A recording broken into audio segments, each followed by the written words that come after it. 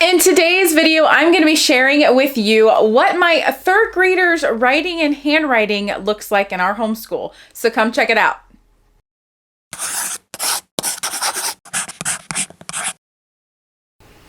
Originally, this video was actually going to be sort of a compilation of my kids and what we do in general for writing and handwriting, but I thought, more thinking about it, that you might want a video that is a little bit more tailored to a specific age or grade level, so that way you don't have to comb through someone that is doing kindergarten or first grade. You want specifically someone that is in third grade per se. So that is why I decided to separate the videos. So this video is just solely based on what I do with my third grader, because it is, of course, different than my other kids because he is older. We start our homeschool day off always with usually a themed book. You might already know that. But when we do that, I actually have all of my kids doing some sort of handwriting activity. Specifically, my third grader is doing the Good and the Beautiful handwriting level 3. It's the cursive level. It's that way he really wanted to learn cursive. I am sort of on the fence whether or not we'll teach it or not, but if my kid really wants to learn it, then absolutely I am down with whatever they want to learn. This is what his The Good and the Beautiful level 3 notebook looks like. I do download the PDF. I do pay for it and download it. I do not purchase a spiral version or anything like that. I also just put it in a 3-ring binder for the specific kid for that year, because I find it's a lot easier to just take out and then scan at the end of the year. That is what we do with all of our material for homeschooling.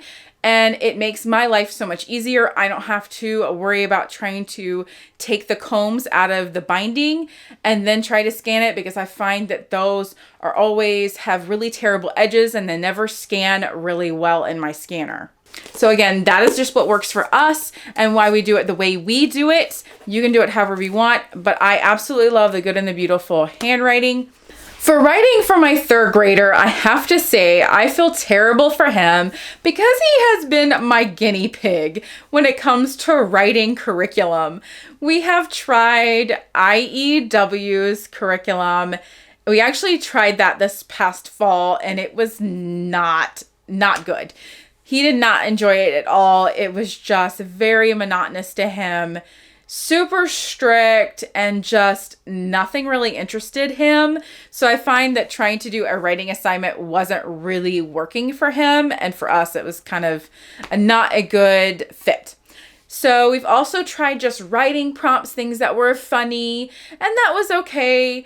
But whenever we did like writing prompts or whatever, it was never anything more than just, well, how many sentences do I have to write? And am I done yet? Those are the questions that I would get. And it would just be like, just at some point I just said, just give me 3 sentences. I don't care. Just 3 complete thoughts. It was just becoming to the point where him talking about writing was kind of interrupting time with the other kids. And it was frustrating me. So I was like, we have got to change something with writing. And over the Christmas, I'd say a little bit before Christmas break, we decided to try the FunSchooling writing Minecraft book. And I have previously heard of FunSchooling before because we had Minecraft math books with them over the summer, and I really liked those. So I saw that they had this on sale right around the holidays, and I picked it up.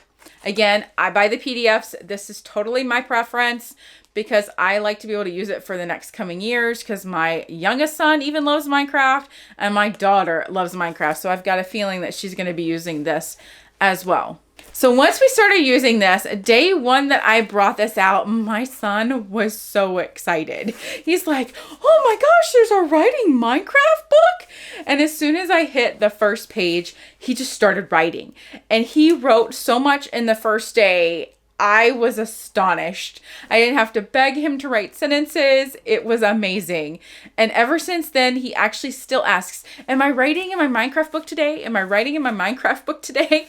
And so it's really cool to see that excitement. I do still do other types of writing. which I will explain in a minute. But I do want to go a little bit into how I approach this specific notebook. So for this actual FunSchooling notebook, again, we do not do this every day. If he is doing a writing assignment in this notebook specifically, he just has a good time with it. We don't worry about it. He draws and he writes. He has a great time.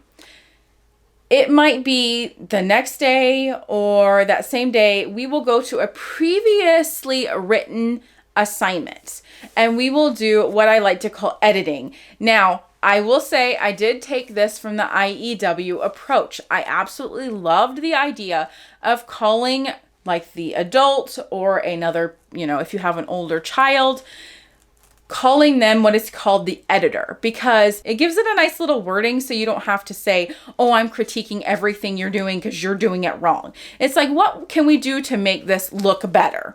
There's absolutely nothing wrong with what he did before.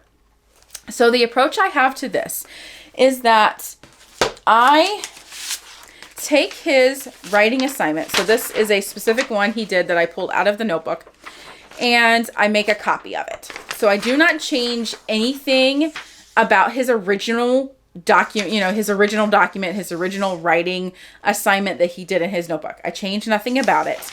I just make a copy of it. I then take that copy and we sit down together and we go sentence by sentence. What can you change about the sentence? Can you add anything to the sentence to give me a little bit more detail? Can you combine some sentences that are maybe on the shorter side? I ask a couple of different questions as we go along, as well as also correcting some misspelled words. He doesn't have as much punctuation issues anymore, but you can correct punctuation and things like that as well. But the main thing we do in this period is really just saying, what can we do to enhance the story, to give a little bit more detail and to maybe even make it a little bit more entertaining? When we do this kind of one-on-one activity with him, I really enjoy it because he gets to sit down and kind of tell me what was going on in his mind when he wrote this. And then he does give me a little bit more detail. And it's really cool because it gets his gears turning as to going, oh yeah, that did make it a lot better. I enjoy that story a little bit better now. I will go ahead and say my plan is for maybe later this year or the next year when we do proceed with this, is we are going to be taking this thus revised edition and then he's going to be typing it. So currently he is working in a typing program in the afternoon. And so once I feel is comfortable with typing, he's going to then take this and then put it into a typing form. So then he gets all aspects of the writing process, in my opinion. Now, the one thing I do make sure of when we are done with this assignment is that he does have sort of a beginning, a middle, and an end. I always start with all my kids with, okay, first this happened, then this happened, next this happened, and then last. It's really a 3-step first, next, and last. And that's all I require, usually, basically. And then eventually more sentences will get added, and it follows the same flow of beginning, middle, and end.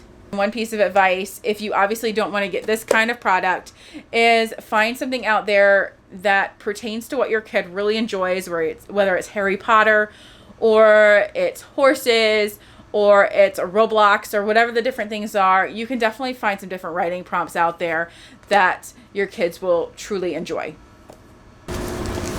Now, when it comes to other writing assignments, because I do feel like writing every day is important when you get to about the 3rd grade.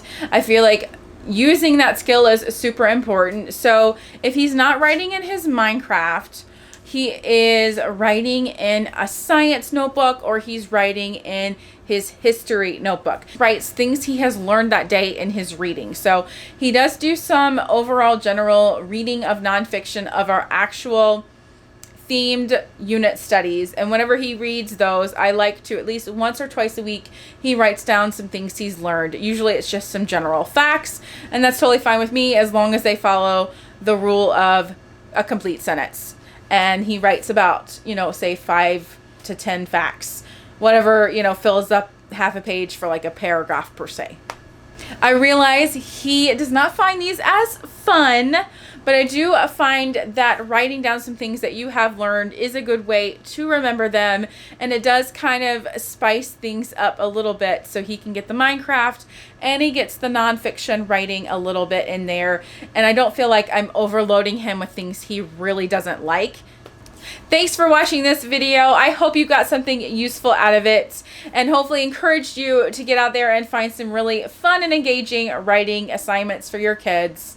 If you like this video, don't forget to give it a thumbs up and don't forget to hit that red subscribe button to make sure you don't miss the next videos coming up and see what we have out there. We'll see you next time. Bye.